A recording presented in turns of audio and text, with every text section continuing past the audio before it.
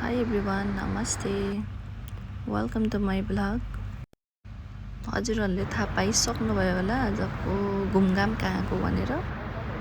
यस, आज हामी हात्तातिर जाँदैछौँ भन्दा नि पुगिसकेको भिडियो यो. हामी हात्ता गएको हुन चाहिँ भयो 1 वर्ष जति नै भयो होला सायद. मसँग भिडियो चाहिँ पोस्ट गरेको थिइनँ.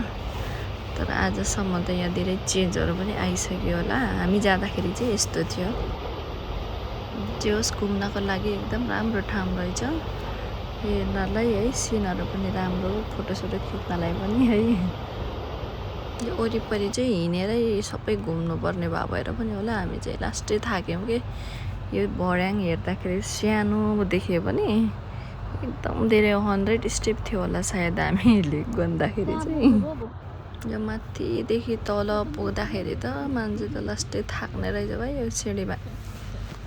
तर राम्रो थियो, जोस एकदम रमाइलो भयो घुमघाम. राम्रो रहेछ, मन पर्यो है. अनि हामी बुढाबुढी चाहिँ यसरी खेल्दै भन्छौँ, बच्चा खेले जस्तो.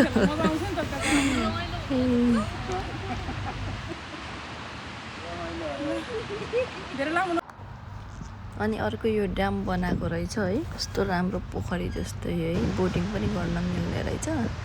हामी चाहिँ अलिक ढिला पुगेको भएर बोटिङ गर्नै पाएनौँ, किनकि अब 7 बजिसकेको थियो यतिखेर बेलुका.